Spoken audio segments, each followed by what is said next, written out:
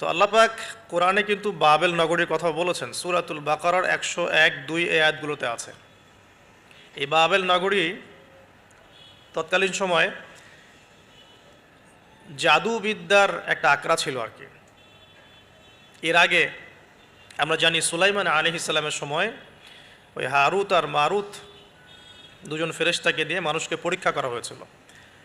এই ঘটনাটা সূরা বাকারার 101-2 এই আয়াতগুলোর মধ্যে আছে, দেখে নিয়েন, আমি রেফারেন্সগুলো বলে দিলাম।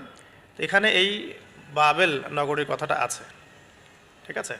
তো এই নগরীতে প্রায় 4014 বছর আগে একটা ফুটফুটে সুন্দর শিশু জন্ম নেয়। দেখতে খুবই সুন্দর, অমায়িক, দেখলেই মানে মন কেড়ে নেওয়ার মতো সুন্দর।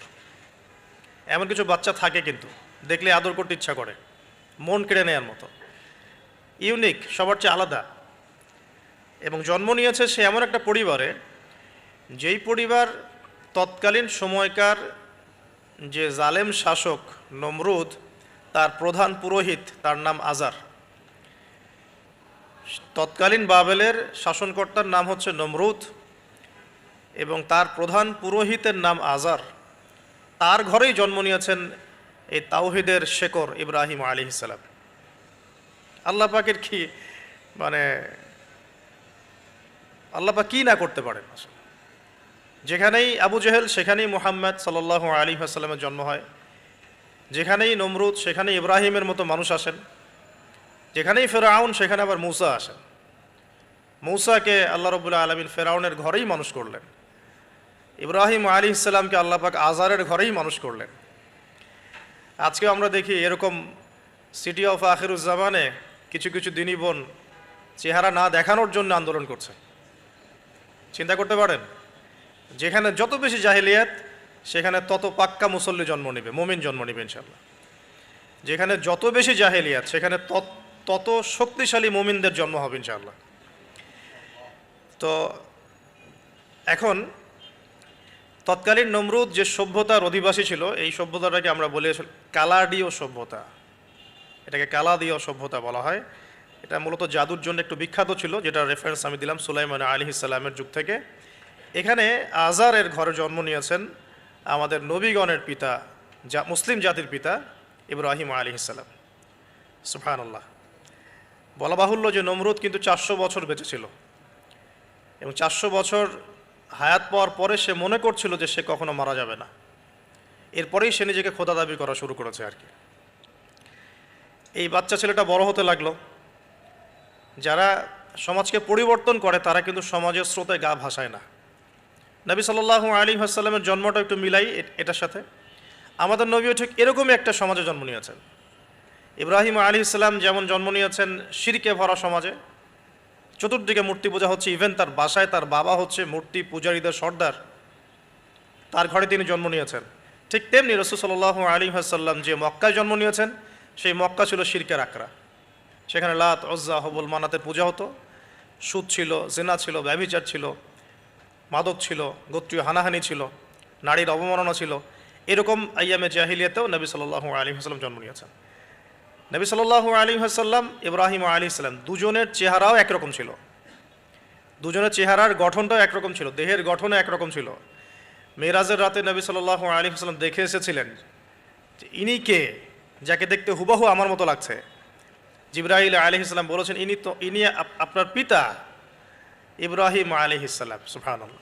ঠিক তেমনি আমরা খেয়াল করে দেখি যে জীবনের যে চড়াই উতরাই, পারিবারিক জীবন, সামাজিক জীবন, হিজরতের জীবন, দিন প্রতিষ্ঠা ইত্যাদি, প্রত্যেকটা ডিপার্টমেন্টেও ইব্রাহিম আলাইহিস সালাম আর মুহাম্মদ সাল্লাল্লাহু আলাইহি ওয়াসাল্লামের মধ্যে একটা চরম মিল আছে। এটা আমরা আস্তে আস্তে এই গল্পের ভিতরে গেলে বুঝতে পারবো। আর এই কারণেই হয়তোবা আল্লাহ ভালো জানেন, এই কারণেই হয়তোবা আমরা যখন তাশাহুদের পর দরুদ পড়ি, আমরা দরুদের মধ্যে অন্য নবীর নাম নিচ্ছি না, আমরা মুহাম্মদ সাল্লাল্লাহু আলাইহি ওয়াসাল্লামের সাথে ইব্রাহিম আলাইহিস সালামের নাম নিচ্ছি। হতে পারে এটা একটা কারণ, আল্লাহ ভালো জানেন।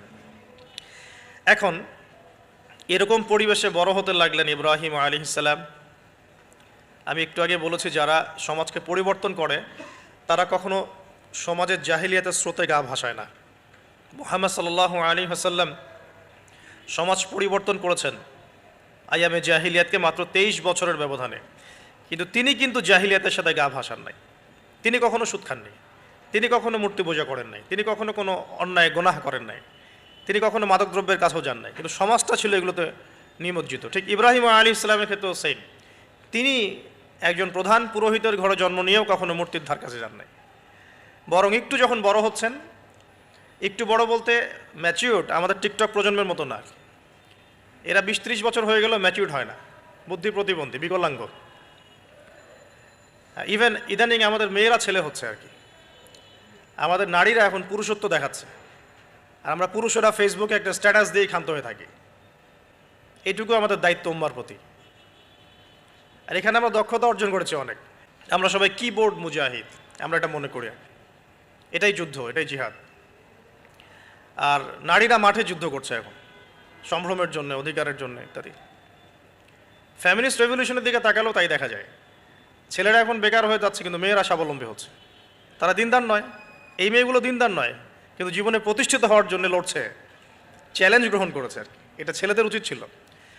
তা আজারের ঘরে জন্ম নেওয়া সেই ইব্রাহিম কিন্তু চ্যালেঞ্জ গ্রহণকারী একটা ছেলে। সে এখন তার পিতাকে বলছে, কি বলছেন আমরা একটু কোরআনের ভাষা শুনি। আল্লাহ রাব্বুল আলামিন বলছেন, সূরা মারিয়ামের মধ্যে এসেছে ঘটনাটা 41 থেকে 45 নম্বর আয়াতের মধ্যে। আল্লাহ পাক বলছেন, ওয়াজকুর ফিল কিতাবি ইব্রাহিম বা'দা আউযু বিল্লাহি মিনাশ শাইতানির রাজীম। হে নবী মুহাম্মদ সাল্লাল্লাহু আলাইহি ওয়াসাল্লাম, আপনি এই কিতাবে ইব্রাহিমের ঘটনা বর্ণনা করুন।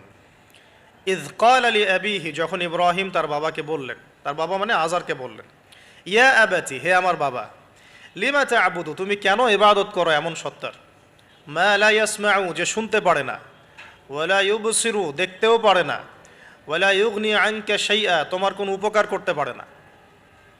একটা ছেলে যার বয়স হবে 15 থেকে 20 হয়তো বা হাইয়েস্ট, তার কাছে কি এমন জ্ঞান আসলো যে সে তার বাবাকে এখন চ্যালেঞ্জ করছে, তার জ্ঞানতাত্ত্বিক যুদ্ধ শুরু হলো, আদর্শিক যুদ্ধ শুরু হলো বাবার সাথে। হে আমার বাবা, আপনি কেন এমন সত্তার ইবাদত করছেন যে শুনতেও পারে না, অসারতা দেখিয়ে দেওয়া হচ্ছে চোখে আঙ্গুল দিয়ে, দেখতেও পারে না, আপনার তো কোনো উপকারও করতে পারে না, কোনো ক্ষতিও করতে পারে না। ওয়ালাম ইউগনি আনকা শাইআ, ইয়া আবাতি, হে আমার বাবা, ইয়া আবাতি ইন্নী আখাফু আন ইয়ামাসসাকা আযাবুম মিনার রাহমানি ফাতাকুনা লিশ-শাইতানি ওয়ালিয়্যা, হে আমার বাবা, আমি ভয় পাচ্ছি যে আপনার উপরে না আবার আল্লাহ পাকের গজব নেমে আসে এবং আপনি শয়তানের ওলি না হয়ে যান। ওলি মানে কি? বন্ধু, বন্ধু, শয়তানের বন্ধু না হয়ে যান। ইয়া আবাতি ইন্নী ক্বাদ জাআনি মিনাল ইলম মা লাম ইয়াতিকা ফাত্তাবি'নি আহদিকা সিরাতান সাওয়্যা। কি চমৎকার কথা! ছোট্ট ছেলেটা বলছে, হে আমার বাবা, আমার কাছে একটা জ্ঞান আসছে, জ্ঞান, আমার কাছে একটা জ্ঞান এসেছে যেটা তোমার কাছে আসে নাই। ফাত্তাবি'নি, তুমি আমার অনুসরণ করো। আহদিকা, আমি তোমাকে পথ দেখাবো। সিরাতান সাওয়্যা, সহজ সরল পথ দেখাবো তোমাকে। সন্তান বাবাকে নসিহত করছে, দেখুন, সন্তান বলছে আমার কাছে এমন জ্ঞান এসেছে বাবা যেটা তোমার কাছে আসে নাই, তুমি আমাকে ফলো করো, আমার অনুসরণ করো, আমি তোমাকে পথ দেখাবো। Ego problem, ego. আজকেও যখন কম বয়সী কোনো মানুষ বেশি বয়সের কাউকে দাওয়াত দিতে যাবে, এরকম প্রবলেম ফেস করতে হবে। তার বাবা কি বলল, কেন ফেস করতে হবে আল্লাহ পাক সেটাও বলেছেন সূরা বাকারা, এটা এই সূরাটা সূরা বাকারায় বলেছেন, ওয়া ইযা কিলা লাহু ইত্তাকিল্লাহ, কিছু মানুষ আছে যাদেরকে যদি বলা হয় আল্লাহকে ভয় করুন, আখাযাতহুল ইজ্জাতু বিল ইসম, তাদের প্রেস্টিজে লাগে। এক কথায় কি? প্রেস্টিজে লাগে, প্রেস্টিজ নষ্ট হয়। আখাযাতহুল ইজ্জাতু বিল ইসম ফাহাসবুহু জাহান্নাম, আল্লাহ বলছেন ওর জন্য জাহান্নামই যথেষ্ট। এখনকার সমাজে প্রবলেমটা আপনারা ফেস করবেন। যদি আপনার বয়স কম হয়, আপনার কাছে অনেক জ্ঞান থাকলেও মানুষ সমাজের নিতে যাবে না। আপনি ক্রিপ্টোকারেন্সি নিয়ে কথা বলছেন, এক শ্রেণী ধর্মনেতাই আপনার পিছনে লেগে যাবে। আপনি ইসলামিক রেভলিউশন নিয়ে কথা বলবেন, ইসলাম এস্টাবলিশমেন্ট নিয়ে কথা বলবেন, ইউনিটি নিয়ে কথা বলবেন, উম্মার করণীয় নিয়ে কথা বলবেন। আপনি এই বয়সে, এত ছোট বয়সে আপনি উম্মার প্রবলেমসগুলো ফাইন্ড আউট করে সেগুলো সলিউশন নিয়ে কথা বলবেন, এত বড় সাহস আপনার? এটাই প্রবলেম এখন।